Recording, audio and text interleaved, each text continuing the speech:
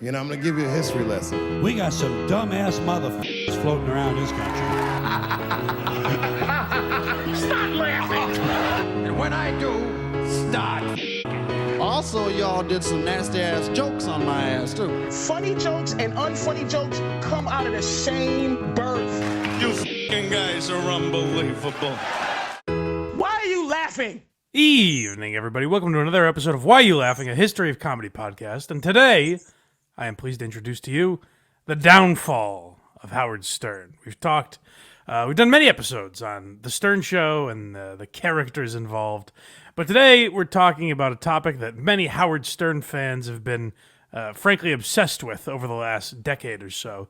And that is the transformation that Howard has taken on. So, you know, like I just said, there's been a lot of discussion about it. I'm going to try and pinpoint the exact reason. And I have a hypothesis and a theory on it, and I want to know if you guys agree with me, because if you listen to this program, you probably know that I was more of an Opie and Anthony guy.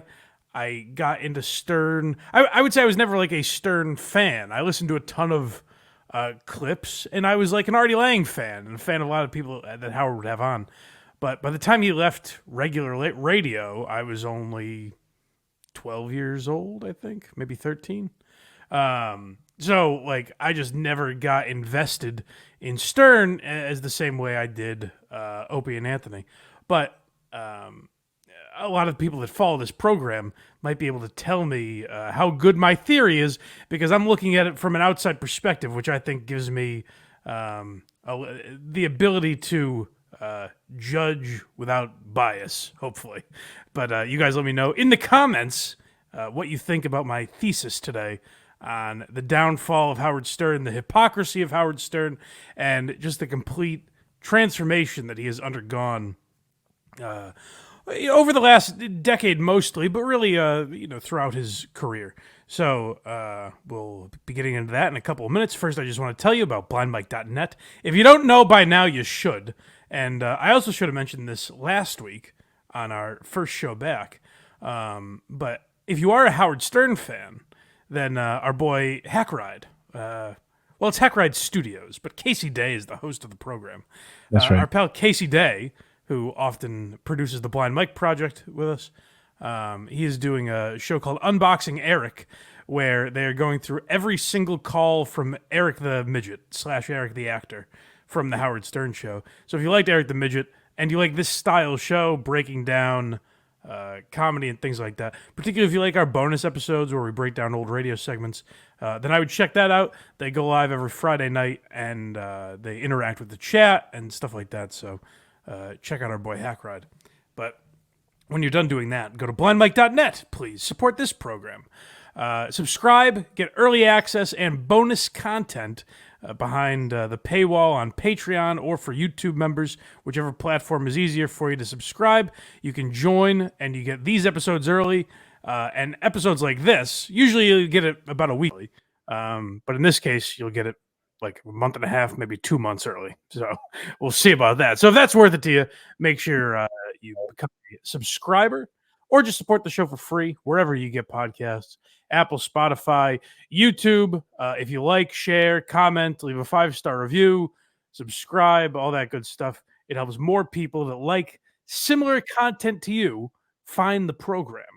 Or so they tell me. You know, I don't know if it really matters. But hey, it takes you 2 seconds. So support the show. We appreciate it. It lets us know we're doing good stuff out there, that you guys are enjoying it. So, you ready for my theory on Howard Stern? More than anything. I'll be curious, because there's a lot of hate for Howard Stern, so maybe people will agree, but maybe people that feel nostalgic about the old days will really disagree. I'm curious to get you guys' feedback on this. My take on it is simply that Howard was never a comedian. Howard's passion was not comedy. I think Howard is a funny guy for sure. I don't know that he was ever the funniest guy on the show. I think he was good about surrounding himself with people like Jackie and Billy West and Artie Lang and Gilbert Gottfried and the comedians that would be in over the years, like Nick DiPaolo and Kimmel and Carolla and Colin Quinn and all these people that would come in to the Howard Stern show. I think he was very good about surrounding himself with funny people. I think putting Robin next to him as a laugh track, essentially, and someone who always agreed with him, I think that was smart. And having idiots that were easy to goof on, whether it's the staff in Stuttering John and Jackie and Gary and these people that he would make fun of, or, the whack packers, people that are easy to make fun of, both because, Howard is smarter than them. I do think Howard's a very intelligent guy. Don't get me wrong there. I think he's actually pretty brilliant. But I don't know that comedy was ever his passion. I think he saw a business opportunity. I think he was a great businessman and saw that being a shock jock edgelord was the path to take. And when that dried up at a certain point, when he wanted other opportunities, because what he really wanted to be was Johnny Carson or Jay Leno, the people that he lashed out so much against over the years. He wanted to be one of them. He wanted to be a judge on American Idol, and he eventually was on America's Got Talent, which we'll get to.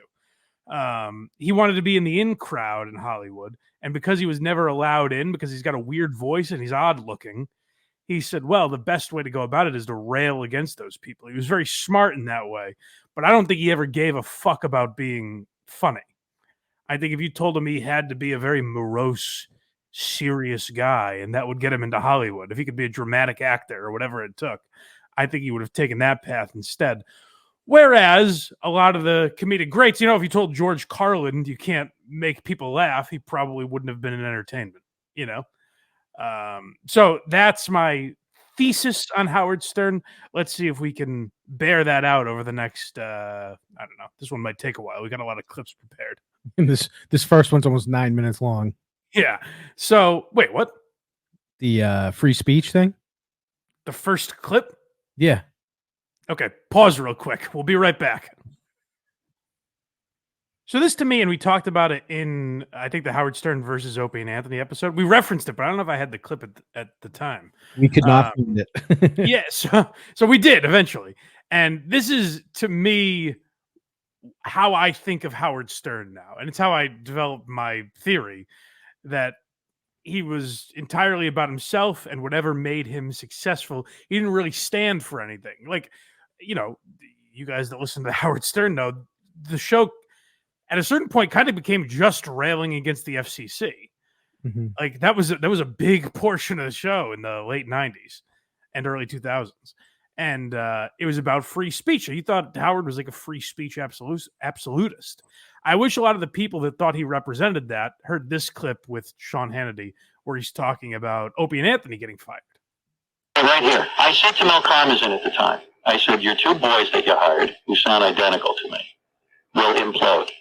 I give them 3 to 4 months. They're so desperate to be famous, they are going to do something stupid.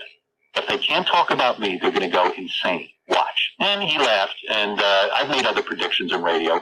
And one thing I know is radio. You say, I watch them implode, and I watch them lose their job. But if you're a strong supporter of free speech, yeah, I'm a strong supporter of my free speech. But that's the point. If you say that they can't talk about you or mention you, and you have the power because you're Howard Stern and you're making all this money for the company, is that a little hypocritical? Sure, maybe, but you know what? I win, they lose.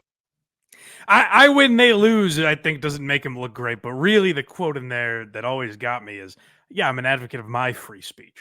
Right. That's what so you don't really give a fuck about anything. You don't stand for anything. You just wanted to make the most money. And this audience that rallied around you, representing you were the king of all media. They followed you. Howard Stern had a cult audience in the sense that they were literally I see it with Minifans. Like the Minifans believe in what Kirk represents. Now, I've been on that show long enough to know that it seems very genuine. But if Kirk came out tomorrow and was like, yeah, that was all bullshit, people would be like, what? What do you mean? We've been emailing the State Theater for a month now by the time this comes out. It'd be pretty funny if he did that and played it off like 3 weeks. It would be good. But here's the thing: is if he made that content, then that would be interesting. What Howard has done is kind of run away from that and pretended like, well, I was never really a free speech guy. that's to me what's so crazy is that like there seems to be a disconnect. Howard, for a very intelligent guy, which I said that he seems to forget that people's memories work and their ears work, and they listen very closely to these things. That's actually the interesting thing about Howard's audience is he built one of the first radio audiences that was invested on a day-to-day basis and followed this radio show the way you would a soap opera or a lot of people call it the first reality TV show. And Howard seems to forget that people followed it so closely because they cared about all the characters involved. And you can't just bring the Men in Black light out and wipe people's memories of that. Next we have one of the craziest clips that's out there. I figured we should just rip the Band-Aid off. I know YouTube doesn't like us playing these early, but I figured let's get these out of the way. We have him being Ted Danson doing blackface. So this is not me with my pitchfork out saying he's a hypocrite. Let's get him. I just want to be very clear in that. I think Howard was being a comedian here. Like this was him being funny. You can say whatever you want about it, but you can agree or disagree with it at the time or now with today's context. However you want to look at it I don't give a fuck. That's not what we're talking about here today. What we're talking about is a clip we'll hear in a few minutes. But this first is him commenting. If you guys don't remember, Ted Danson at the roast of Whoopi Goldberg went out in blackface and said like, "Whoa, Whoopi wrote these jokes." I've never quite understood the point of the bit. And Howard's commentary was essentially how ridiculous that seems. So this was on the Channel 9 show, I believe they did this. Our next pair of judges couldn't be with us in the studio tonight. They're celebrating the new year from a secret location. Here they are, Hollywood's oddest couple, Ted Danson and Whoopi Goldberg, via satellite transmission. How are you doing, Missy Robin Whipper? You know, Robin, Whoopi is a whole lot prettier after you drunk a couple of bottles of this here malt liquor. Already, before we've even gotten to the real punchline, already I'm like, is this video going to get taken down? Like, am I allowed to play this? Probably not. No, again, that's not shitting on Howard. That's just saying what a different time we live in now. And it's interesting in the time that we live in, what side Howard is on when you watch this video. That's what's crazy about all this. And by the way, playing Whoopi Goldberg is Sherman Hemsley, the great George Jefferson. With every sip, you get better and better, baby. Your snatch smell like a kingfish. I didn't like that. Ted, I must say that I can't believe you're still in blackface after the Friars Roast controversy. Oh, hush up. I hate blackface. I just can't get this shit off. Besides, Whoopi done wrote everything I'm going to say here tonight, so it's all right. Ain't that right, you smelly nigga? I didn't write that. Well, you is a smelly nigga. Now, the point is, of course, in today's society, I can't be seen laughing at that. But the point is that how ridiculous Ted Danson is. Mm-hmm. Like, how fucking insane Ted Danson would have to be to think that was acceptable. That's the commentary, is he's shitting on Ted Danson. Like, Ted Danson is the villain in this sketch, if you really think about it. And also, like, it's important to keep in mind that this was on television. Mm-hmm. It's just, you know what I mean? This might have actually been a pay-per-view thing now that I'm thinking about it. But regardless, like, people watched it and Howard Stern did it. It was not that big a deal at the time. It's just now with today's sensitivities and when most people watch this video, they kind of lose the context and just hear him saying the N-word and go, holy shit. What's weird about that video too is you guys have probably seen it before, even if you're not a Howard Stern fan, because it pops up like every 3 years for some reason. Or maybe even more frequently than that. But every once in a while, some website will be like, did you see Howard Stern was in blackface? And I'm like, why do they keep writing about this like it's the first time? And I think the answer is because they want to cancel him, I guess. at this point, I think Howard's just an institute. He's not cancelable. He's like Trump in the sense that like we know everything. What are you really going to get him on? I feel like you could cancel him now, if he reverted back because he stopped for so long. I guess, but even then, like his fans would rejoice. That's true. That's true. They'd follow him to like a paid platform somewhere. I think he's kind of uncancelable, but the point. Well, surely, like I said, there was commentary, so that's the only time. Obviously, he might have forgotten that he did that, and that's the only time he ever did anything like that, right? Yeah. Except for this other time that Ted Danson got to him again. Oh, this must be this Clarence Thomas thing must be a commentary on Ted Danson. Let me tell you something. We're going to be in trouble with the NAANP, the ECOC, and the EIEIOs. That's right now. Look here. You're changing your image. You want to relate to black. I want to relate to the black people. Tell them not to fear me on the Supreme Court justice. Now, look here, I sunshine. can't even understand what you're saying. I say, look here, sunshine. That one's a little hard to defend because it's Clarence Thomas was just named to the Supreme Court around this time. I guess the commentary on this one is it's different than the Ted Danson thing. This one is just like, isn't it crazy that a black guy has a smart person job? It's like, okay, that one's a little harder to defend, I guess. Sure is. There is like, and this is just how times change. You can't fault Howard for how society was. But it is like if you go back and listen to a lot of old Stern, a lot of the punchline when they were talking about black people, like I remember thinking this when we did the OJ episode, like the impression they did of OJ, I was like, he was a broadcaster, like he was somewhat well spoken, right? But the impression was always like, oh, mammy. Yeah. It's like they're basically just calling it was like, hey, black people are dumb, right? That was the whole joke, and obviously doesn't hold up now, but. Again, we're taking off to say it doesn't hold up is to take off your glasses and not acknowledge that this was a shock jock program. The reason it was outrageous and got a reaction is because no one had ever done this stuff before. Whereas now it seems basically hack. You know what I mean? Even take out like cancel culture. If you watch someone doing this now, you'd be like, oh, what a fucking creep. But the point is, obviously, in that one, we didn't hear Howard use the N-word, so he was probably done with that, I imagine. Yeah, he wasn't hiding behind Ted Danson behind blackface. Yeah. He definitely never said it again on the show at all. No, never. Next, we have Marge Schott. Okay, because like I said, the N-word, he can do blackface all the live long day. It's commentary. He's done with the N-word, certainly. I felt an apology was in order. Right. I want to apologize to all the niggers. Oh, wait a minute. Okay, well, that was Billy West. It wasn't him. All seasons. Are you sure you're using the right terms? Now, you want to apologize, you say to the niggers. It's a time of healing. All I right. thought you told me she wasn't using that word anymore. She don't use that word. I'll throw her right out of here. What? No. The word niggers is offensive to black people, isn't it? Isn't that what you're supposed to apologize about? Well, Okay, well, here's the thing. Is obviously there's a context to that, and Howard is using the word, but it was a different time. And also, if you listen to what he's saying, he was on the right side of history. So naturally, this is what happens when people evolve. They grow and change with the times, and it's just kind of a natural evolution. And certainly Howard would say, if he was asked about it, he would say, listen, it was acceptable in that time.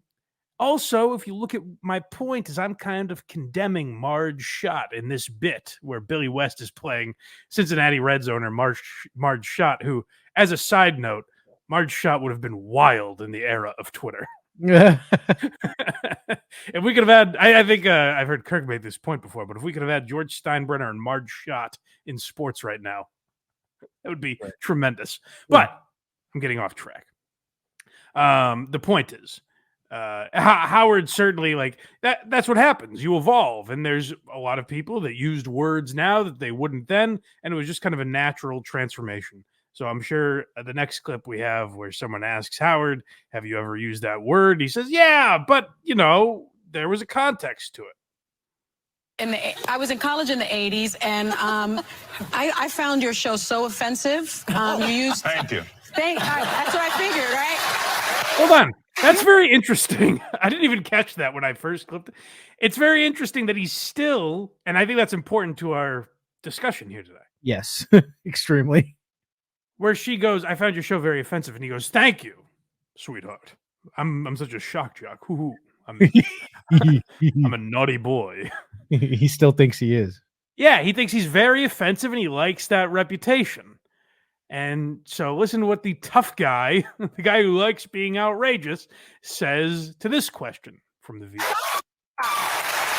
You were shocked, Jock. You use the N-word a lot. You No, said I didn't. I used the N-word. Yeah, you did. Wait a second. Hold on before you say that. Whoopi, hold on. Wait. No, we had a guy on. I like poor Whoopi's like, "Oh, you've stepped in it now."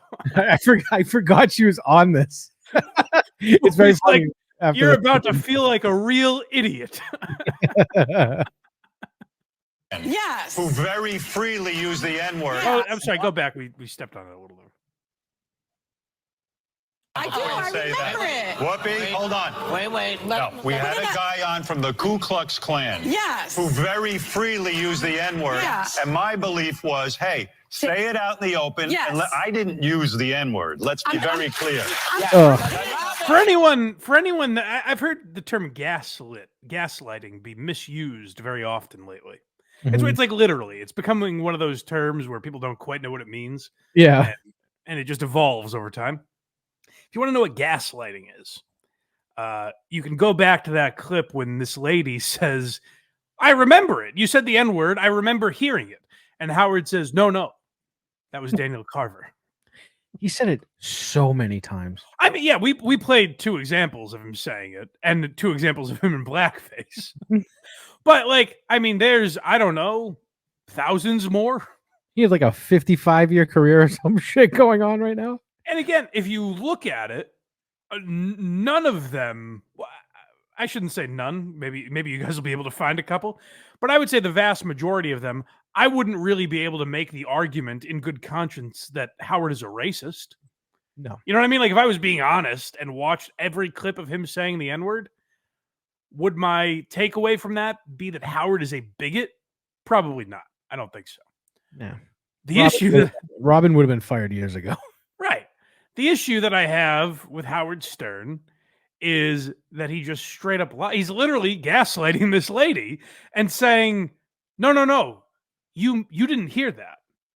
You're wrong. Right. It was Daniel Carver. Now, to throw poor Daniel Carver, who was just a simple racist that liked to call his show. Daniel Carver was a Klan member, for anyone that doesn't know, by the way. But it was not just even if you want to say, it wasn't me. Artie, Bob Levy, but we just heard Billy West say it. like the callers constantly. I remember even just in the O.J. Simpson, we did the episode about Howard talking about the O.J. Simpson trial. The word is used a lot talking about that case. So I don't know what he thinks he's doing, like who he thinks he's fooling by saying that was Daniel Carver. And it's amazing to me that a guy as big as Howard Stern, as well-versed in radio, and the guy that kind of invented, I know people will comment on this episode and say he actually ripped off Steve Allen, or he ripped off, I think the other guy is Steve Dahl, a guy from Detroit that a lot of people say he ripped off. You know, Howard ripped off this person or that person. Fine. No one did it with the amount of success that Howard Stern did in radio. So Howard does deserve credit for inventing this genre that we're in now of podcasting. A lot of that is owed to what Howard Stern created, and what we do on the Blind Mike Project. A lot of that is owed to Howard Stern, for sure. I wonder if he said this not knowing that archives exist. His whole channel is archives. He has 2 Sirius XM channels where they play old clips of his show. That's true. I don't know. Well, they definitely don't play them on there. Yeah, there is something to be said for the fact that Howard is out of touch. If you go watch Howard Stern versus Ari Shaffir, where Ari says that radio is dying and podcasts are becoming the new radio. Oh, yeah. And Howard says, no, you idiot.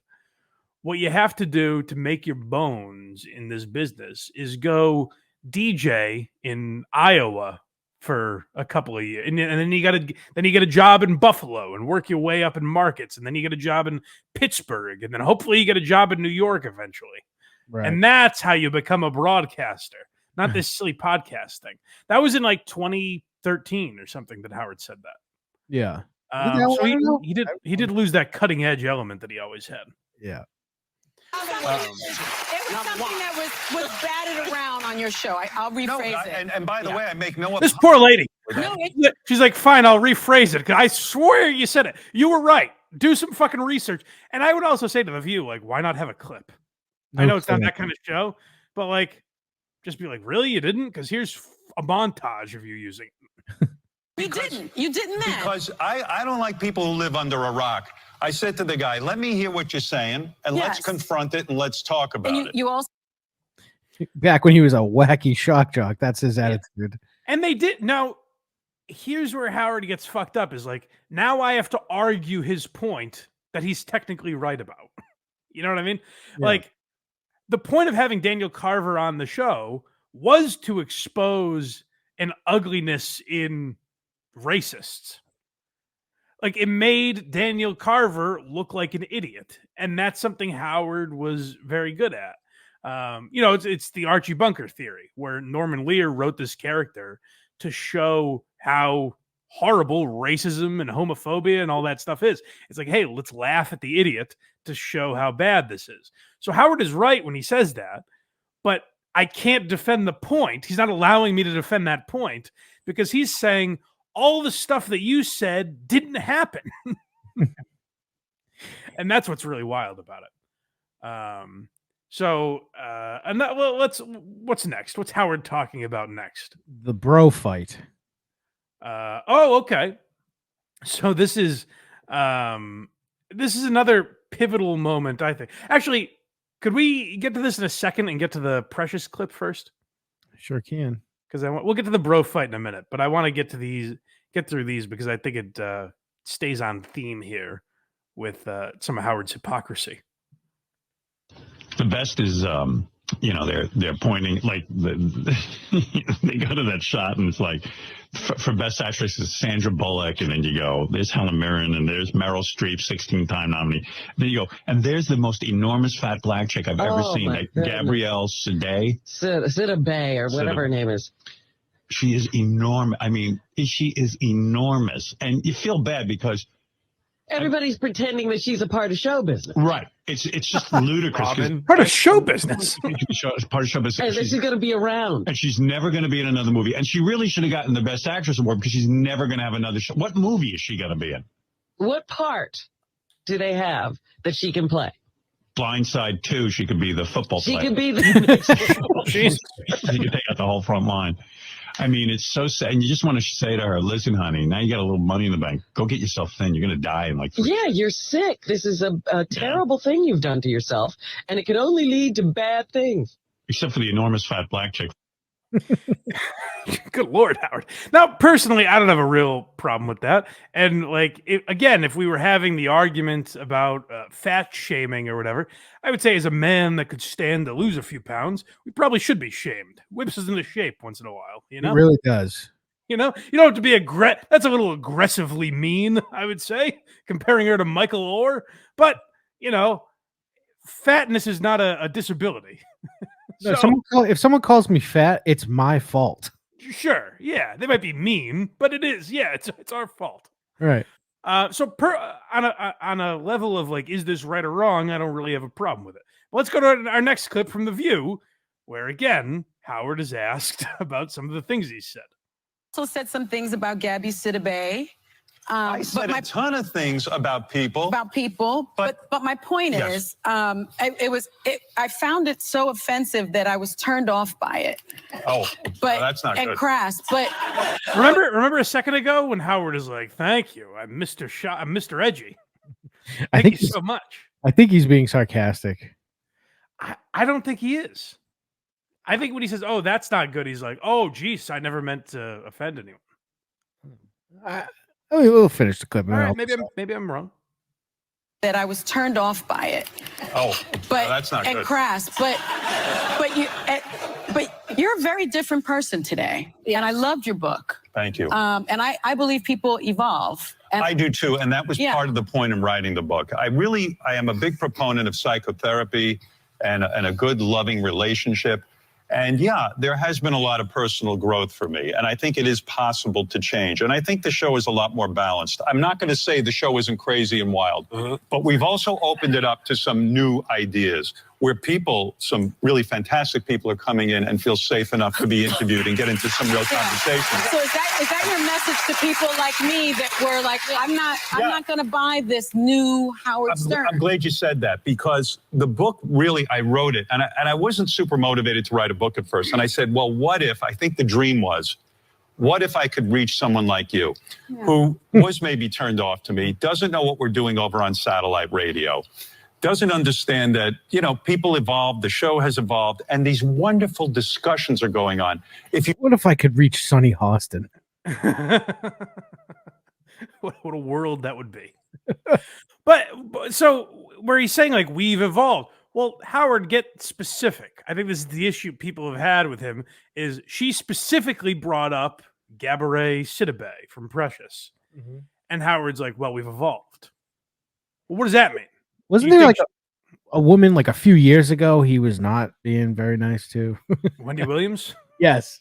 Yeah. I don't have that clip. We talked about it a lot on the Kirk Minahan show at the time. He undressed Wendy Williams. He called her basically like said she had a dick, called her a man, called her a cunt, all kinds of things. Yeah.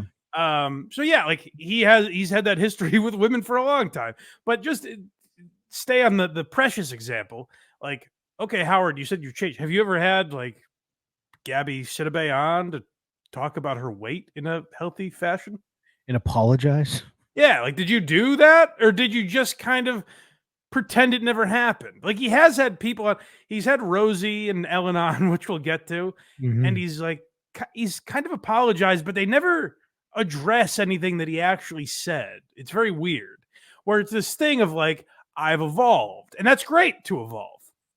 But what I think is a natural evolution is what you've seen with a lot of comics that were relevant and popular in the 90s and still working today.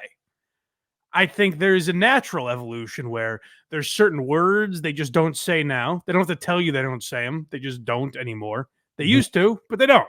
Some are coming back. Some are coming back. But like, there's also, it would be weird now. Like if someone did that, the Ted Danson, Whoopi Goldberg sketch now, you would look at it and I'm not even talking about cancel culture, like get backlash. Let's pretend we've rid the world of that. Let's pretend it's out of our lives.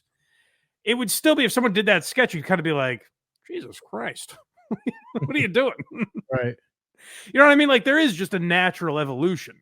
The problem when you watch that clip of Howard is saying, I've evolved, but then you unload on Wendy Williams or something like that. But more so, it's not a natural evolution where one day you were talking like that and it kind of decreased over time. It was just because you wanted a job on America's Got Talent, you scrubbed the walls, pretended Artie Lang was never on the show, and you thought it was a whole new operation. I do still think he was being sarcastic when he said that, oh, that's not good. But I find it so funny that he's like, oh yeah, you're probably right, Craig. He doesn't seem to have changed at all.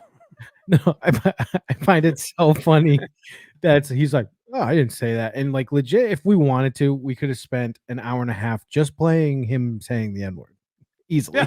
Yeah. This could have been the Howard Stern N-word episode. Bonus episode coming soon.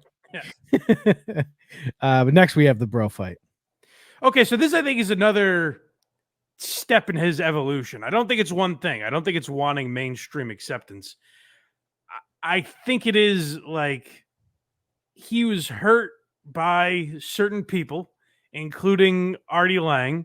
And he started to be, he was not one of the guys as much as he viewed himself as one of the guys. Like this is something that Artie would have said to Gary or Stuttering John or John Hine or any of the guys that work on this show.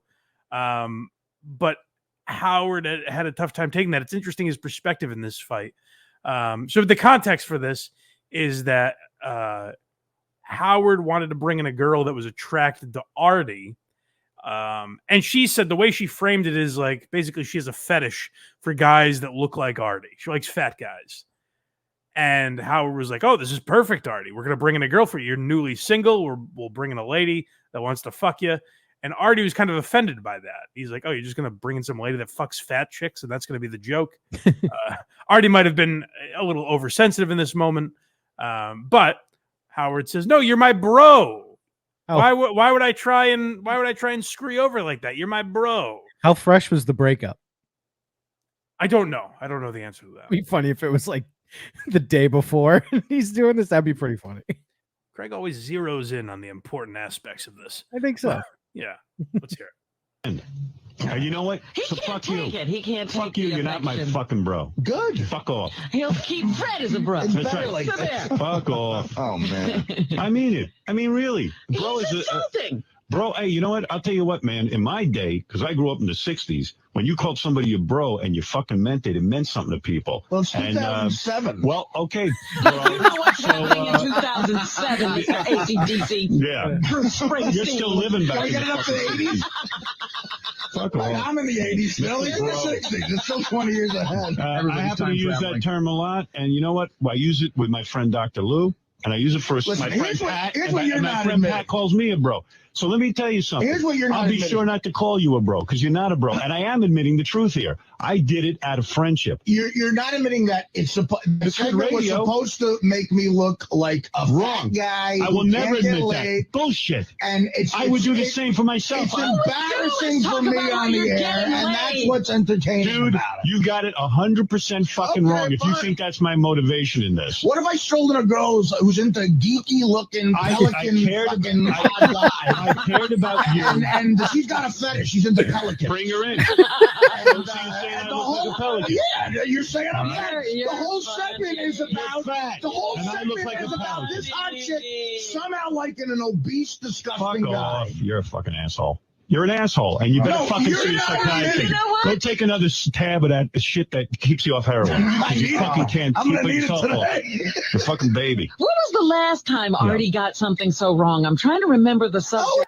Oh, Robin. You can hear how fucking nasty he gets immediately after being called a pelican, though. Howard, yeah. Yeah. Well, so the reason I wanted to play that clip is a couple things. A lot of people say that was the beginning of the end for Artie, where that's where Howard had kind of written him off because he was sensitive to that comment and Artie dared cross him in that way.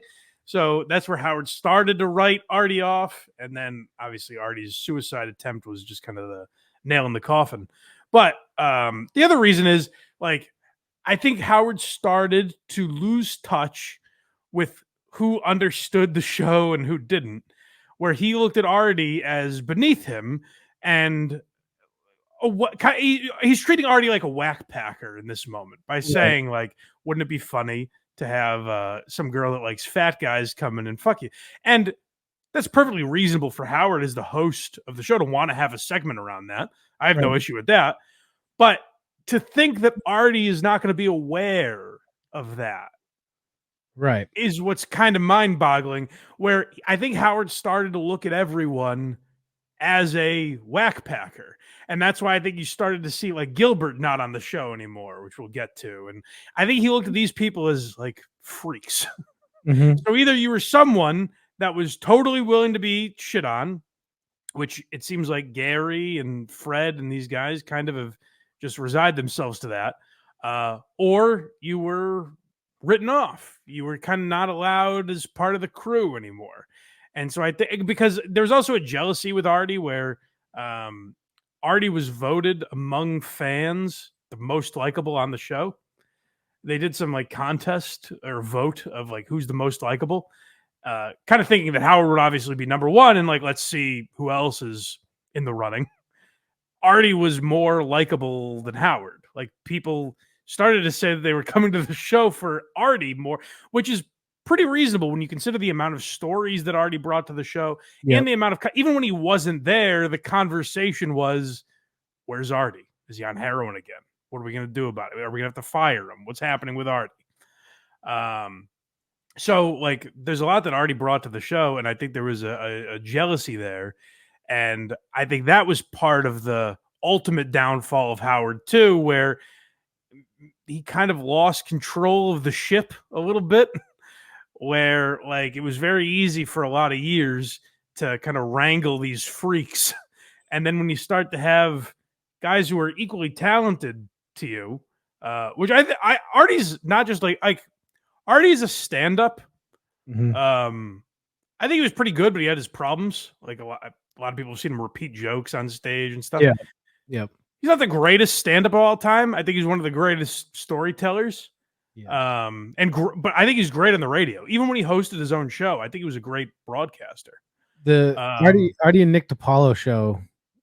I wish that didn't go away. I would have been. Yeah, but even Artie on his own. Like Artie had that Audience Network show for a little while, then his own podcast, and then he brought even the podcast he brought back most recently, the first time around, Artie's Halfway House.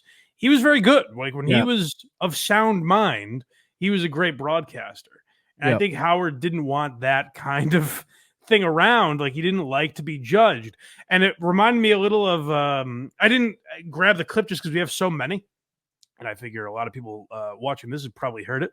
But when Howard went after, at the time it was Dennis and Callahan. Yeah. But Kirk was basically one of the main ones in the clip. I think it was just Kirk and Jerry. But they were talking about Howard going to 3 days a week. And they were like, boy, what a nice schedule that is. Like, I guess kind of shitting on him, but not even really. I think they said they would like to have that schedule. And Howard somehow found that clip and went off on them. And that's where you start to see this kind of vain mentality. He didn't want to be questioned in any way. He didn't want Artie to question the bits he was doing or his motivations behind them. He didn't want people questioning his schedule. Like, that's where the Howard Stern show, and maybe it was always like that, and they were just better at covering it up before the internet and everything. And before people had files of their old tapes to go back and be like, no, you said this once. I like the idea that Kirk and Jerry killed Aaron Hernandez and ruined Howard Stern's career. And Howard Stern. They might have killed Howard Stern, too. But next, this is the fun stuff. Just where he's just totally a hypocrite. Okay, well, let's hear this. Ellen DeGeneres here. I find that hard to believe, Craig. I love every show when you come out and dance. I actually look forward to it. Well, you look forward to seeing what moves she's going to do today. They're the same moves every day. But what's weird about it is I'm trying to break down why I like that. I think it's because I expect that you can't dance. You know what I mean? Like Ellen DeGeneres can't dance or would not even want to. But someone told me that you hate dancing at this point, but it's almost as if the audience demands it. And you want to stop dancing, but you can't. What's the truth there? Boy, what an interesting question from a guy that calls himself the greatest interviewer who ever lived. And she's even like, no, it sucks. And he's like, nah, it's great. What a fascinating question. But hey, listen, I admitted up top, I'm not the biggest Howard Stern fan of all time. I don't know the whole archives. So the guy's always been a fan of Ellen's dancing. Who cares? Why would you even play that clip? That's right. Which talk show are you doing? Ellen DeGeneres. Yeah. Do you think that's really going to go well? Will you dance with her? I'll let you know after that. You know, I don't think you're allowed not to dance with her. You mean everybody has to dance? You're a killjoy if you don't do it. You're like, you don't. I want to get into this for a second. You're right. Ellen, you go on the Ellen DeGeneres show. Like if I went on that show and she said to me, listen, when you come out, let's dance because I'm going to start dancing around. I would be mortified. You're not a guy who dances. Exactly. You make fun of guys who dance. And they make you feel like you're not, that you're not going. Why won't you make a stand? I'm being serious now. Right. You've say no You've made enough hit movies. You've got to name this business. But, yeah. Why don't you make a stand and say, no, I'm not? You stand there, literally stand there and be the killjoy and say, you know what? I'm not going to dance, Ellen. It'll make the news. I think it's important to make a stand. It's you know what's hard is like you walk. Robin makes a really good point. It just keeps going. What if you come out there like Fred Astaire? Shut up, Ben Stiller. Flip her up and you throw her so hard she just slams into the wall. I mean, like just wing her, like right. Like, she can take it. She's a dude. You know what I would do if I was going on Ellen? I would go out in a wheelchair. That way. Ben Stiller is trying to answer. And Howard's like, no. I just want to get across how much I would hate the dancing. You should. Howard is advocating for a protest, a legitimate sit-in of Ellen's dancing. Yeah. Now, listen, that's a silly clip about dancing. Who gives a fuck? A guy. I mean, he keeps talking about how much he's evolved. This is a difference of 6 years between interviews or something like that. Yeah.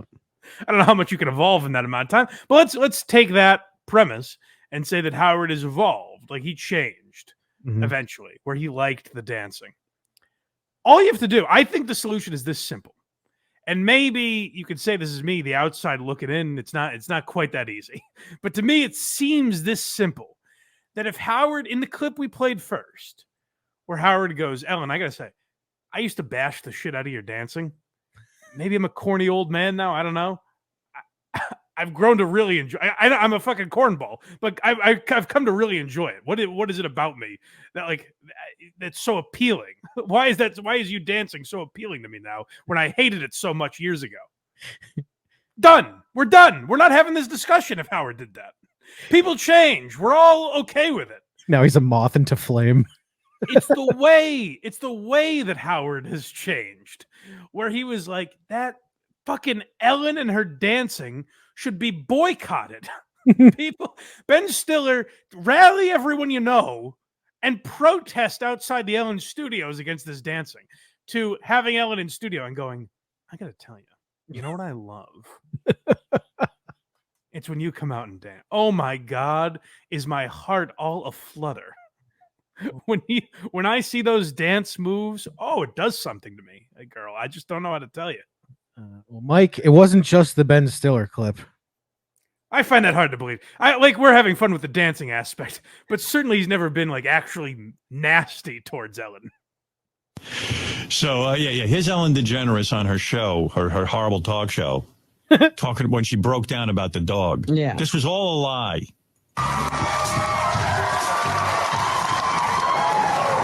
Thank you very much, and right back at you, and I needed that today. We're gonna edit some of this out. People. What a fake. How many dogs is she going to go through this with? Say to me a lot. How do you do this show if you're in a bad mood, or how do you do the show if you're sad, or don't you have bad days? And she feels bad for dogs, but for me, she'd keep me out of work. Right, bitch. She got her little cushy job over there, and she was going to piss on my when parade. she was scrambling around for a job. You didn't try to stand in her way. Never stood in her way. It's because she's upset her dog died. Oh, what a nasty bitch. Is there another Ellen clip? I forget. Yeah, he continues. Oh, certainly it can't go on anymore. You're lying to me. Ellen DeGeneres is a nut. She's a bona fide nut. That's it. That's the story. Put that in the paper and smoke it. I was trying to do a good thing. No, you weren't. Because I did it wrong. Those people went and took that dog out of their home and took it away from those kids. Oh. And I feel totally you are totally responsible. You don't do that. responsible for it, and I'm so sorry. You fucking listen to this. Good Lord, put her on some lithium or Thorazine or something. Whatever cocktail you can come up with to calm her the fuck down. I'm sorry, I'm responsible. Yeah, you're responsible. Act like an adult. Stop adopting dogs and giving them away. Who are you? Robin Hood? And I'm begging them to give that dog back to that family. I just want. Well, you have a TV show. I'm sure they'll do whatever you say. And if you don't get your way, you'll whine and cry till you get your way, like a 2-year-old. Family now. And I don't want Howard Stern on Idol. I can't work with him. Oh, shut the fuck up. You'll be lucky if I save that show. And there you go. That's, a woman with FU money now who wants to stop other people from thriving. Yeah. Well, Howard Stern should work on I'll American quit Idol. if he, because I'm rich. If American Idol's smart, they better get her to quit. Because she's sucking. Has Robin ever had a thought that Howard didn't just say a minute ago? No, she just does the repeater. That was that. I mean, I don't like Ellen that much, but I mean, like, that sounded pretty legit, those tears. She's crying about her dog dying. And Howard's like this. Now, listen, again, the Howard clip I find funny. I don't want this to come across as if I'm like, Howard, how could you? Right. That was so wrong of you. Like, it's actually, hey, no, go back to this. yeah, I think Howard was funny, and particularly in the time he was funny, you know? Yeah. My thing is, like, I'll use an Opie and Anthony example. What they would do very often is play old clips of them on WAAF when they were like cornball shock jocks. Like they would do wacky bits, and we'll talk about it in a future episode, actually. But they would play these clips and be like, "Oh my God, what were we doing? Why were we like that back then?" All it would have taken now, I think we're past this point now. But if Howard at one point, like the day before he had Ellen on, or the day after, whatever he wanted to do it, if he was like, "Hey, a bunch of people are saying like we're having Ellen on, and I like Ellen, I like her dance moves, and you know," but a lot of people are saying like I was nasty to her. Gary, can we play some clips of this? And he just listens to these because he goes, "Oh my God, Jesus, I was a fucking pit. Why was I like this?" If he spent a day doing that. One day, 1 hour even. If he played some of these old clips and was like, "Oh God, Jesus, I can't believe like I'm nothing like this now," whatever. Like if he mocked himself in the old days, then we would all go, "Oh, Howard, it's okay, but you've changed. You're an older man now. You shouldn't be throwing baloney at girls' tits. You've evolved." The problem is he wipes that clean. These last clips we just heard where he's making fun of Ellen Cry, you will never, and I mean never, hear that rerun on Howard 100 or Howard 101 on Sirius. Right. They've been scrubbed from the archives. Actually, I don't even know how. They must not play old shows because I don't know how you would get through a half hour of Howard Stern content without playing something that he wants eradicated. Like just pretend it doesn't exist. Like that's how different that Howard Stern was from this Howard Stern. And he's the way he always if he ever addresses it, which has been rare, we have instances. But when he addresses it, he's like, "I've evolved. I'm not as crazy as I used to be."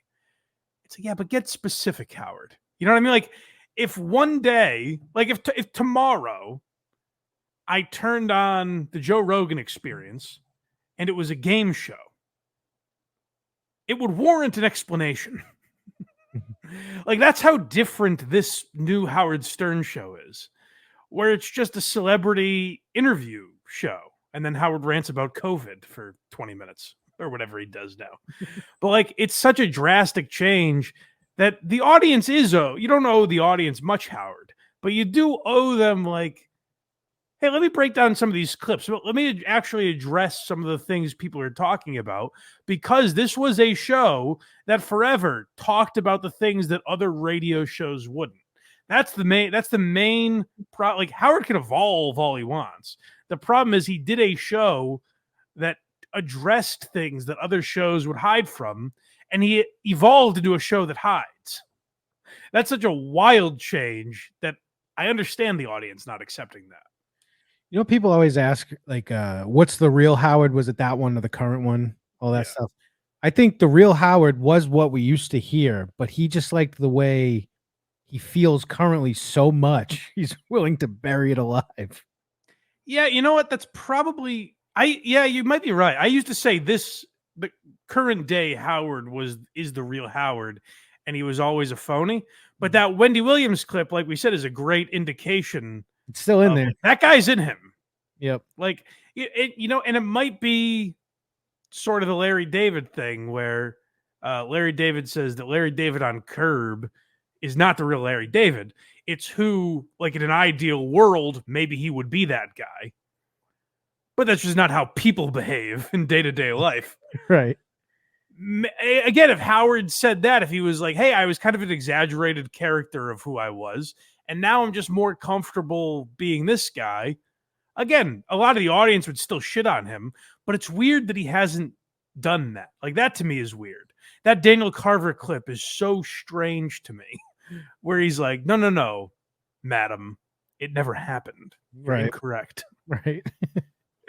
Now, next, I know what you're all going to think when I say this, but it's not what you're thinking. But Okay. how we're talking about a different stuttering comic. Oh yeah, this is Howard. Obviously, like everyone knows the Whack Pack, and Stuttering John obviously was a big influence on the Howard Stern show, as we all know. So this is obviously Howard laying into some dumb stutterer. It is such a hard thing to get up on a stage when you've got everything going for you and everything's clear, and to go up there with your situation and to pull this off and to get the crowd with you is almost impossible. So I, along with the audience, applaud you for that. Really awesome. He looks at people with a stutter as like completely retarded. So this is America's Got Talent was another big factor, which I don't understand, quite frankly. Like, Howard got the job. I don't know why he changed after getting the job. That's what's weird to me. It's not like he changed a decade before getting the job in hopes that one day they would hire him. They hired Howard Stern. I kind of assume that America's Got Talent hired Howard Stern to be the Simon Cowell. Right. And maybe they did, because eventually he was not on the show. Like, his run wasn't that long. So maybe eventually NBC was like, well, we didn't pay for this guy. We didn't pay for the guy that watches a grandmother rap and applauds her for how brave she is. Or a stuttering comic go on stage and say, you killed it, buddy. You'll never find me saying anything bad about people with a stutter. I mean, it's crazy. Like, if I was Stuttering John, I'd be so mad. but we'll get to that in a second. So Howard goofed on, the mentally challenged and people with all kinds of disabilities. Let's hear him talk to the president about that. And again, own up to this, where he definitely says, hey, President Biden, I've been very nasty to stutterers in the past. Is that the right approach? You tell me. And she said, what happened? He said, and the nun said what happened. He said, did you say Mr. Biden? So I was just making a point, Mrs. Biden. I said, if you ever speak to my son like that, I'm going to come back and rip that damn bonnet off your head. Do you understand me? Wow. Do you understand? She gets up and says, Joey, let's go. No more screwing around. Well, the fact that you had the balls to walk out of a classroom, it says something about you too. Like, you know what? You set some boundaries. Hey, you're going to sit there and goof on me. I'm out of here. I don't know that I would have had I don't know that I would have been able to do something like that, honestly. Disgusting. No, because you were the one bullying them. Disgusting. You were the one poking them with sticks. Absolutely. Again, listen, I don't think Howard did really. And are there instances where you could be like, that was over the line or this was over the line? I'm sure. But overall, we talked about this when we talked about Perry Caravello. We talked about kind of the idea of the Whack Pack. Like, is that wrong? And my answer is to Howard having, Beetlejuice on and Gary the Retard and these people. Howard was treating them the way they kind of treated everyone else. You know what I mean? Mm-hmm. Like, sure, they'll have, we'll get to it in a second, but they, like, if Sal Governale did something dumb, they would challenge him on it and goof on him. Like, it was absolutely exploitative in some respects. But, like, he was treating them like people. A lot of these guys, like, if you look at fucking High Pitch Eric, who, by all accounts, is a pretty terrible guy. But, like, he's been able to make a living off of this show. So, I think Howard did do right by a lot of these people. But what's crazy is, again, if he said to Joe Biden, like, boy, your story's really inspiring. And I look at it and, back in the 90s, like, I would have been one of these guys making fun of you. Like, I was crazy with some of that stuff. And then just as I've gotten older and, my kids have grown and everything, I said, like, what the fuck was I doing? If Howard said that, we'd all go, yes, Howard, you're in your 70s. Of course you would evolve like that. Right. The problem is how you literally hear Howard say there, I can't fathom what happened to you. I can't wrap my mind around it. Howard, that was the whole point of your show. And so to put an exclamation point on that, just so you guys get it. Listen, the obvious choice would be to play a clip of him making fun of Stuttering John. I play enough Stuttering John clips in my life. By the time this episode comes out, I'm probably behind bars thanks to playing Stuttering John clips. That's right. So I don't have a Stuttering John clip. What we have is, you might think a stutter is bad, But imagine being genuinely, profoundly mentally challenged. Certainly that wouldn't be made sport of. Understand what's going on here? I'm going to explain the game to you. This will be interesting. We were trying to figure out who knows more stuff, Beetlejuice or Gary the retard. I do more thinking than he can do. You'll probably You win think this. you know more than Gary? You think you know more? Yeah. Okay. All And right. Gary, you think you know more? Yeah, I watch Stupid Jeopardy at home, so. You watch I do more Jeopardy. Jeopardy. Yes, he watched More Jeopardy. Jeopardy at home. I can do more than that in 24 hours. I sit there and watch when you get these big old squares and you tell all these little jokes up on the screen. you That's know? Hollywood Squares. Yeah. I can do more squares. I can do like 20 squares in a one time. Now, lest you think the game was to describe how the combustible engine is built, the first question to Beetlejuice was spell red. So again, like, do I have like a moral problem with what Howard was doing? Not particularly. We can argue about it if you wanted to, but I don't have a real issue with it. My issue is much more with him staring at the president of the United States and saying, Joe, I can't fathom what you went through. I can't fathom making fun of your stutter. You were putting people through it, Howard. You were doing it. It never. And by the way, Howard was not a kid in the 90s. No. He was in his 40s. Correct. It wasn't some dumb child. His kids were almost grown at that point. Right. Next, we have the most disgusting version of this human, I think, is him blowing Jimmy Kimmel. So that brings us to our next category, and that's, I would tell you that Jimmy Kimmel, more than Marcy Turk, who we're going to get to, more than the Ellen DeGeneres and Rosie stuff. And by the way, there's more than like Ellen DeGeneres. I remember him saying, like, Jennifer Aniston looks like her cunt stinks. I remember that as a quote. And now he goes to Jennifer Aniston. He goes on vacation with Jennifer Aniston. Right. So it's all very weird. But I would submit that Jimmy Kimmel, more than any other one person, is the reason for the Howard that we have now. Oh yeah, easily. Do you find it easier or harder to talk to somebody? We are friends in real life. People don't know this, but Jimmy is actually a friend. I don't make friends easily. No, you have no friends. It seems that you don't have any other friends. And he is such a dear friend to me, you and Molly, your wife, that we've become like Newhart and Rickles. Oh. I'm not sure which one I am. Yeah, you're They traveled to Europe together. We travel to my house together. But we hang out. Yes. People imagine what we do. But the truth is, we went blackberry picking. That's right. We draw and paint together. That's right. People don't know how sensitive we are. It's like a senior center we're living in together. Yeah. No, I want to get to the Kimmel aspect in a second, but the interesting part of the interesting thing to me there is, and this is true through all versions of Howard, is that Howard had this like very like alpha male persona to him, and had this hardcore stereotypical guy audience. But Howard was a fucking nerd. Right. And I don't even mean that in a bad way. Like, you know, he liked playing chess. He liked to paint. He liked photography. He didn't know a goddamn thing about sports.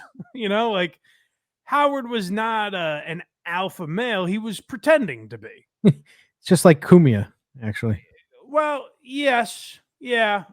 Kumia's interests are a little more male. Like, he likes guns and video games and shit. That's true. Howard had no interest in any of that stuff. So I think at a certain point, like, the facade kind of crumbles and you stop when you're in your fucking 60s and 70s, you stop relating to your audience entirely. Like, now you're not going out to strip clubs with the guys. You're not bonding with them in this way.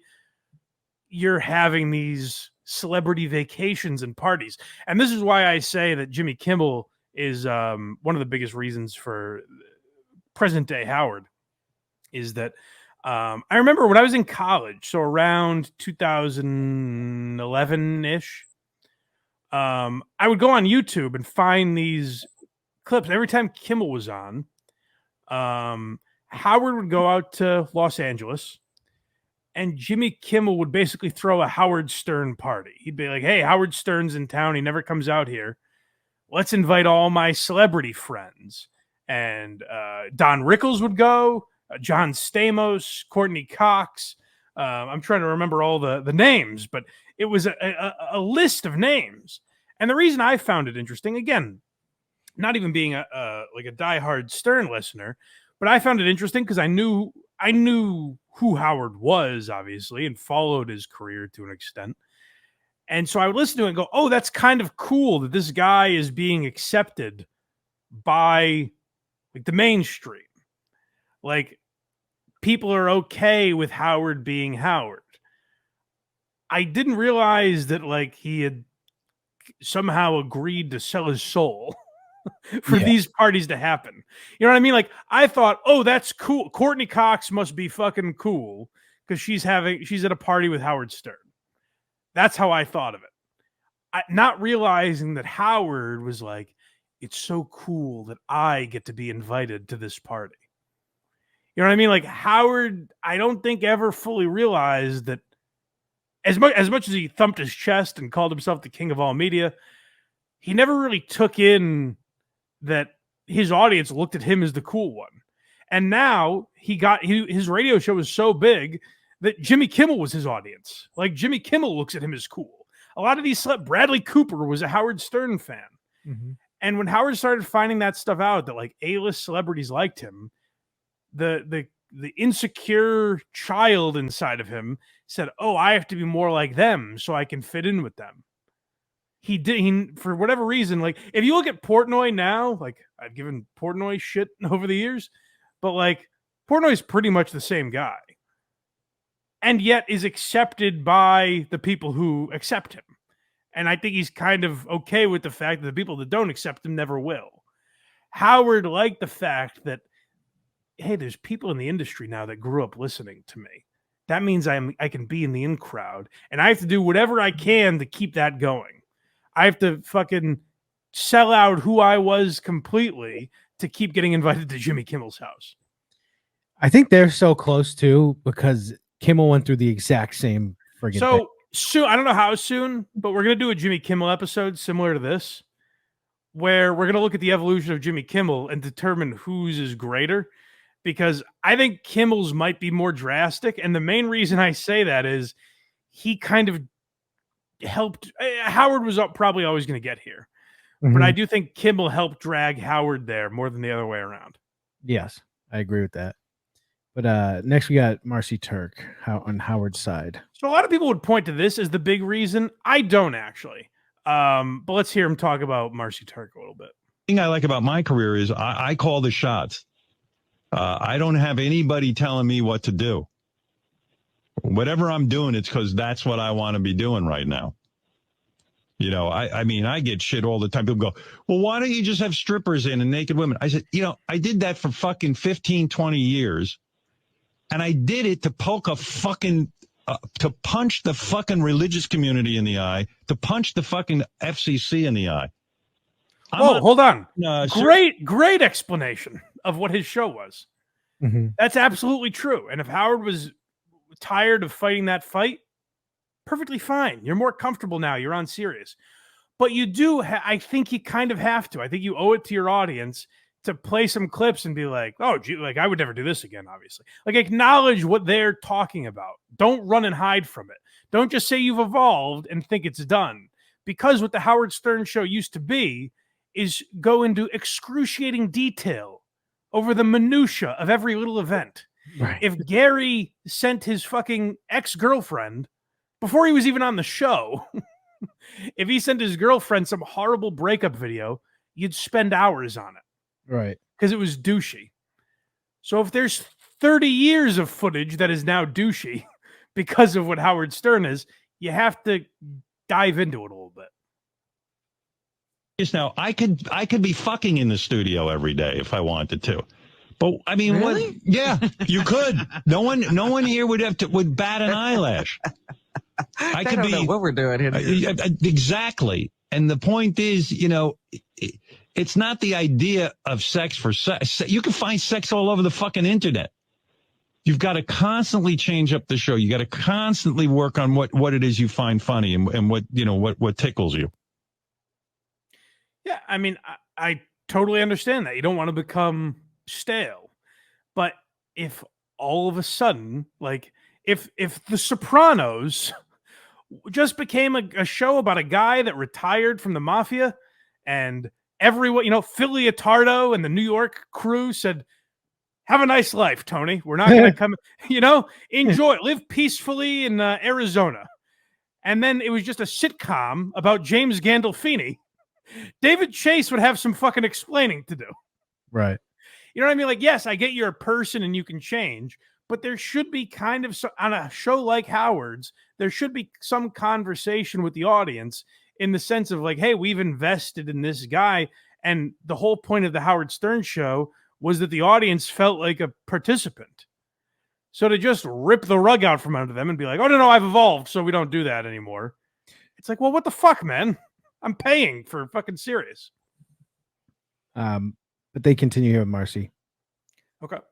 I do the show I want to do. I had a laugh. The new thing from the people who now hate me is, Howard changed because Marcy Turk, who is the woman who runs my company, he got this woman in there and she calls the shots on the show and she won't let him do this and that. I go, you fucking out of your mind. Why did you hire somebody to tell you? I've been doing this my whole life, radio. I do what I feel like doing. Marcy, you think of Marcy as the general manager here. She's a general manager. She sits there and does a lot of different things and helps run the organization, all that. But when it comes to the content of the show, I don't sit and meet with her about the content of the show. I don't meet about anybody about that. It's where I want to go. Every year I sit down with the crew and I say, here's my vision for the year. This is what I want to do. I want to do this with the radio show. Let's get it done. This is how we might get it. Well, we'll see his strategy on that in a moment. But, but Howard is right. You cannot blame Marcy Turk for Howard changing. Howard's the boss. I think at most, Marcy is guilty of the same as Jimmy Kimmel, where she got in Howard's ear and was basically like, hey, if you want to be accepted by these people, if you want to change your image, you got to do this, this, and this. Now, I don't agree with that, but what the fuck do I know about being accepted by Hollywood? So it's okay for Howard to change, but you can't then get mad at the people who say you've changed. I think that's the ultimate problem, is like, Howard gets angry at the people on and listen, and that's the problem, honestly. people on Reddit are assholes to every show. Go to spin the wheel. Go to a show that has a subreddit and see what is being said about that show. If it's got any popularity, it's being shit on. So what Howard has to say is like, I'm okay with people shitting on me. Or you kind of have to address what they're saying. You can't be like viscerally angry when people say you're kind of a fraud and just not address any of it. Like, that's a tough tightrope to walk. Right. But this all leads us to a very famous brief. Yeah. So the famous Pelican brief, which Stuttering John is very angry that he doesn't get enough credit for leaking this surreptitiously recorded audio, which is interesting if you look at certain lawsuits that have been threatened on me, but whatever.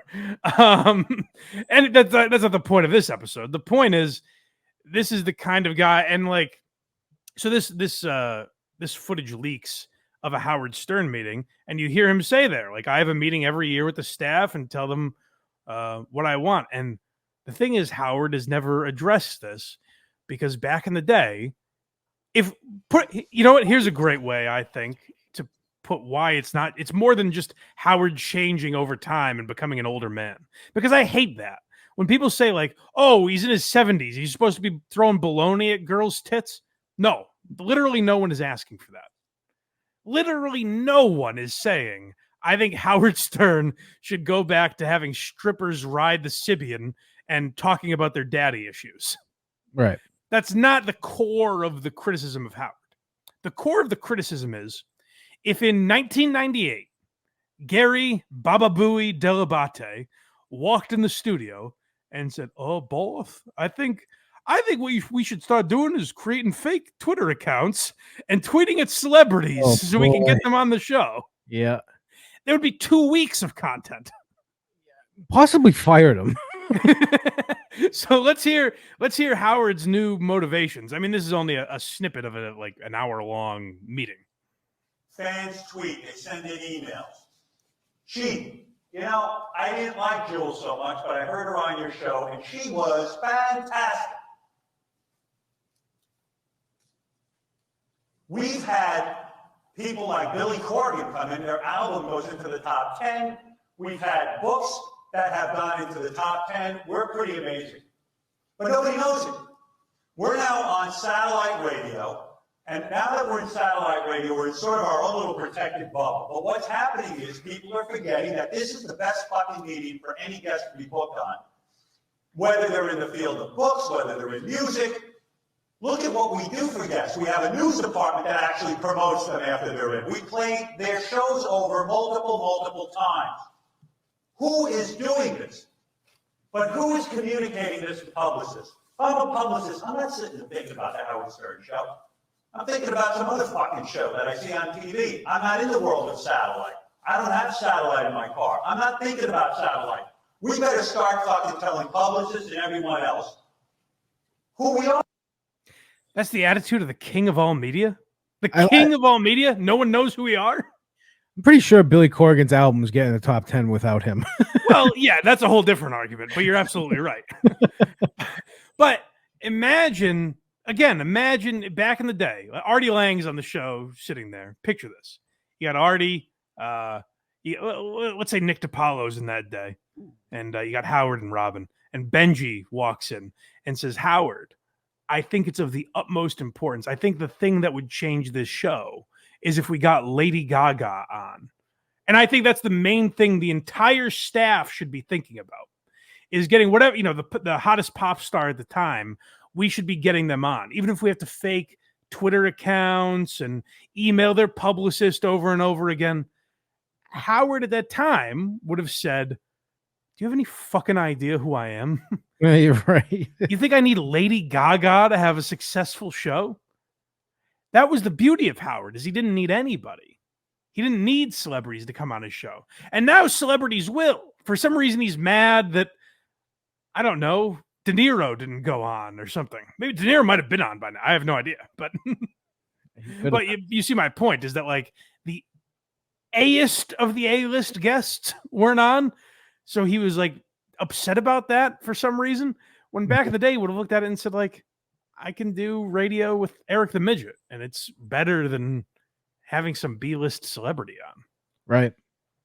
Exactly. I think that's the ultimate. Now, what happens is where people get where the argument gets crazy is if you listen to Radio Gunk, which is a podcast that I listened to for a while, they're anti-Howard Stern, but they're anti-Howard Stern to the point where it's they still do. They're many, many years into this podcast. And they get so critical where they're it's you're still listening to this. You seem to hate it so much. Right. So there is Howard when he's responding to those people for some reason, but he's ignoring the fact that there are average fans out there that are just no, man, you've changed and you're not you've changed so drastically that it should be addressed in a fashion that Howard Stern would have addressed it. But we are on our last clip. Oh my goodness. Yeah. Oh, well, this represents the ultimate sadness with the Howard Stern show. Yeah. It's interesting to hear him talk about it in this fashion. Howard stopped having Gilbert Gottfried on. And to me, this is one of the strangest ones because Artie ultimately was the perpetrator of his own undoing there. Right. Artie just legitimately wouldn't show up because he was on heroin many days, right. Right. That's a totally different thing.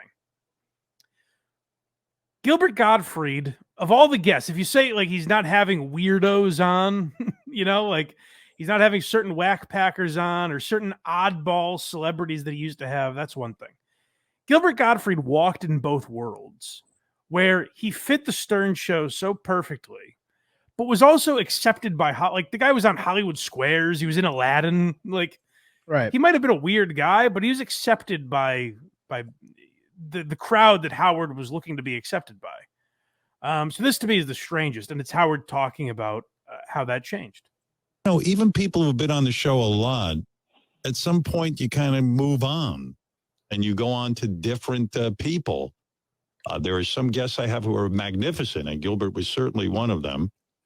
But then after a while, you kind of move on with the show and you go in different directions. So I've seen speculation on the internet that Gilbert was not on the show because he pissed me off or he spit in the cupcakes and this and that. And no, I mean, he did spit in the cupcakes, and it was rather gross. And you know what I did? Hold on one second. It's a point where I said, maybe we ought to take a pause real quick. This right here is what's so interesting. This, by the way, if you couldn't tell, was a discussion happening the day after Gilbert Gottfried died. And what's interesting to me is Gilbert Gottfried not being on the show anymore came up all the time. It was constantly talked about. I find it hard to believe that no caller got on. If Howard was willing to take calls about it, I find it hard to believe that no caller got through saying, hey, by the way, what happened to Gilbert Gottfried? Right. It was a thing that was on a lot of fans' minds for many years. Why'd you stop having Gilbert Gottfried on? All it would have taken to satiate these people, and again, not all of them, the assholes still would have been the assholes. Those people will never be pleased. Don't worry. I would think Howard Stern would know that. But to appease just the general audience, all you would have to do is take one call. The guy goes, hey, I noticed Gilbert hasn't been on in a while. What's the deal there? And Howard just goes, maybe we'll have Gilbert on eventually. I think the show has just changed, and Gilbert's not the type of guest I would want to have on. A lot of people would be annoyed at that answer, but it would be handling it honestly. And again, like, I don't agree with the show going that direction. I think Gilbert was on late night shows. He was fully capable of dulling down his act a little bit to fit the box that it was presented in. It was just like, it's disheartening when, after the guy has to die for you to say why you've disowned him. Like, Gilbert wanted to get on that show to promote different things he was doing, and Howard acted like he didn't exist. And then the day after the guy dies, Howard's like, hey, people change. It's always back to people change. You know what I did? There was a point where I said, maybe we ought to take a break a little bit because this is getting nutty. But no, it wasn't anything like really. Gilbert was a genius, and Gilbert made us laugh so hard. Oh, my God, and yes. So hard. And as you know, we are playing the tapes over and over again to commemorate his memory. He made us laugh so hard, but no more. Well, so ultimately, now that we're at the end here, we can answer this question. Ultimately, why wouldn't Howard go on and say, like, hey, we're not having Gilbert Gottfried on anymore? Because he's a very smart man. He's a very smart businessman. He has an ego, and he appreciates the way people perceive him. He wants to be perceived as smart intellectually and comedically. And he knows it would appear to be I think he would legitimately be institutionalized. I think, Dave Chappelle and Norm Macdonald would have come down and locked him up if he said that I'm just at a point of my life where I would prefer to have Chelsea Handler on to Gilbert Gottfried. Right. I think any shred of sanity, if he tried to say that in earnestness, I said that weird. I think he'd be institutionalized if he tried to say that Gilbert Gottfried is a lesser podcast or radio guest to Whitney Cummings or Amy Schumer, Right. So that to me is ultimately the issue, is that he never addressed these honestly until he had to. Every clip we're playing is him getting to a point where he has to address these things. Marcy Turk was coming up so often, and they were getting calls about her all the time that they had to pretend weren't happening, that eventually he knew, like, okay, me satiating these people, just throwing them a bone, maybe that'll get them off my back. The View asked him, he's out promoting this book, and that question was going to come up, so he has to address it. He doesn't get to these things. Gilbert had to die for him to tell us why he wasn't on the show anymore. And that, to me, is ultimately the problem with Howard Stern. The problem people have is, and some people, again, I'm not speaking for everyone. Some people might just say, I wish he never changed. I think I'm speaking for the majority when I say that change all you want. You're fucking 70. You shouldn't make, strippers do math on the air anymore in 2024. I get it. But you should be somewhat honest with your audience about how you got to that conclusion. So, I don't know. That's just my 2 cents on the whole thing. It's good now. No one has addressed this topic. I think we're the first to ever tackle the idea that Howard Stern isn't the same as he used to. So I'm glad you guys finally have an episode talking about that. That's good, at least. Yep. And I still think he's just like someone who used to smoke weed, and one time it was laced with cocaine, and now he likes Hollywood parties. And yeah, I don't know. Maybe. That's all. Maybe. It's interesting if you go and listen to those episodes where I was having a tough time finding them, but there are episodes where they talk about those parties, and I think Howard liked that. And it was cool. I think for me anyways, at that time, maybe I wouldn't like it now, but I was like, oh, that's kind of cool. Howard's being accepted. And Howard really liked that a lot more than I did, it seemed like. Yeah, exactly. So yeah, I don't know. You guys let me know what you think in the comments. Let me know if you think my assessment of this, my analysis is accurate, or if I'm missing something. And hey, if I'm missing enough, we can always do a part 2 to this bad boy. That's right. Lord knows we didn't spend enough time on it here. So we'll see. Next week, I think we will be talking about Opie and Anthony and their evolution. So we'll see how that compares to Howard over the years. And blindmike.net is where you can go for all of our links. If you want to subscribe, become a member, you could have had this episode so fucking long ago. I'm a different guy now. I'm in prison now. I was a free man when I recorded this episode. That's right. So if you wanna get that episode as well as bonus episodes and early access to all future episodes, become a member, Patreon or YouTube, or you can support the show for free wherever you get podcasts. We appreciate that. Like I said, check out hackridethedemon.com. Get that Eric the Midget show that he's been doing. If you were a fan of Eric, or if you just want to, if you don't know who I'm talking about, he was a fascinating character in the Stern world. I have a hard time believing you'll watch this whole episode and don't know who Eric the Midget is, but whatever. If you did, God bless you. And go to verygoodshow.org. That's all of Craig's doings. Rubbed out, very good show. Support all you Craigophiles. Raise up and support. Just know that by subscribing, you support not just Craig, but all that he does, all his proclivities, all of his interests, and all of his future endeavors. Yeah, I don't think that's true, guys. Come on, right? We're all on the same team. All right, guys. Thank you for supporting all those shows, and we will talk to you next time on Why You Laughing. Zip it up and zip it out.